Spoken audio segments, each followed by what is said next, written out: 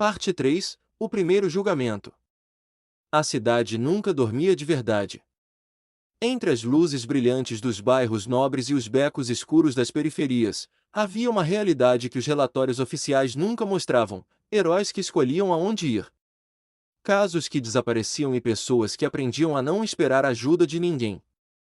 Aos 16 anos, após 2 anos de preparo, Izuku Midoriya já não era mais o garoto perdido da chuva.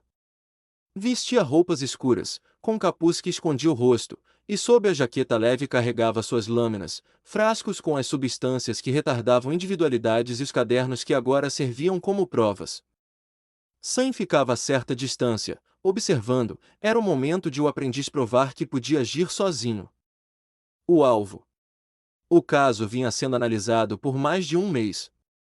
O alvo era Herói Luminar, um profissional conhecido por sua individualidade de luz intensa, que servia para iluminar grandes áreas, cegar oponentes e até gerar calor moderado. Sua imagem era impecável na mídia, propagandas de produtos, participações em eventos beneficentes, entrevistas falando de dever com o povo. Mas os fatos contavam outra história.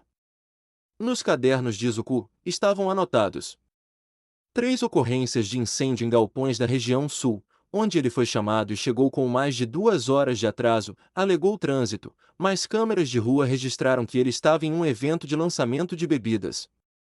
Um relato de moradores: quando uma criança caiu em um bueiro, ele se recusou a agir dizendo que era um caso de pouca visibilidade e chamou apenas os bombeiros comuns, que chegaram depois de 40 minutos.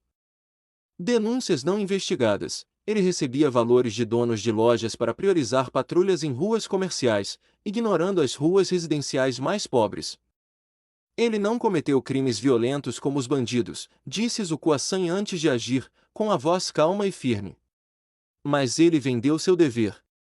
Aceitou o título, o salário e o respeito da sociedade, mas trocou o que era justo por dinheiro e fama. Isso é o pior tipo de falsidade. Ele se apresenta como solução, mas faz parte do problema. Sam apenas acenou. A decisão é sua. Lembre-se, sem excessos. O julgamento deve ser claro, e o motivo, visível. A ação.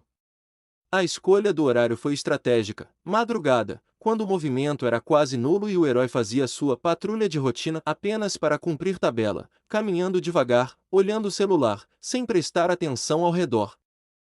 Izuku se aproximou pelos telhados, usando o silêncio e as sombras como escudo. Conhecia a fraqueza da individualidade do luminar. Para gerar luz forte, ele precisava abrir bem os olhos e concentrar energia. Se ficasse em um ambiente totalmente escuro e recebesse um impacto rápido, sua capacidade de reação caía drasticamente. Quando o herói entrou em um beco estreito e mal iluminado, Izuku saltou do telhado e aterrissou sem fazer barulho. Antes que o luminar pudesse reagir e ativar seu poder, um jato de substância incolor atingiu seu pescoço e braços. No mesmo instante, Izuku aplicou uma técnica de imobilização aprendida com Sam, pressão em pontos nervosos, sem ferir órgãos vitais, apenas o suficiente para tirar sua força e deixá-lo sem condições de usar a individualidade.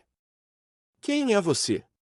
Gritou o herói, assustado, tentando brilhar, mas a luz saía fraca e instável. É um criminoso? Sou quem verifica se você merece o título que carrega, respondeu Izuku, sem levantar a voz.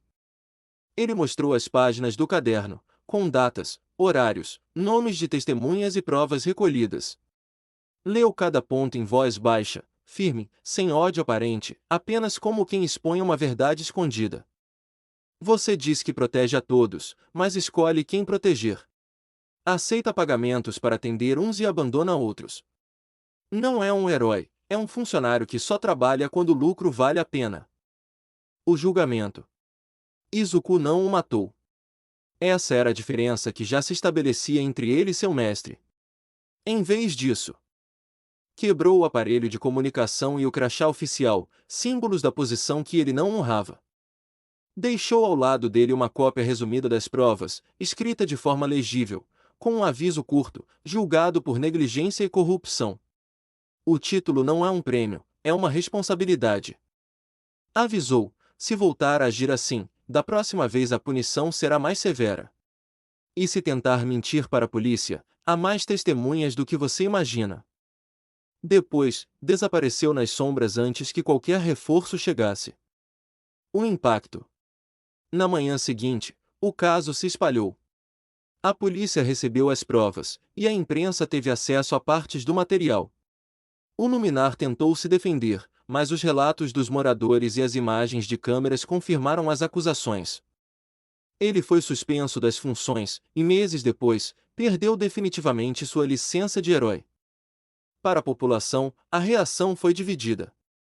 Os meios oficiais e a maioria dos heróis chamaram o autor do ato de criminoso perigoso, inimigo da ordem, alguém que ameaça a segurança da sociedade.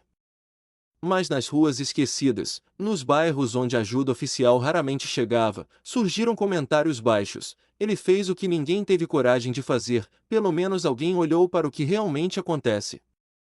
Sam encontrou Izuku mais tarde, em um esconderijo seguro.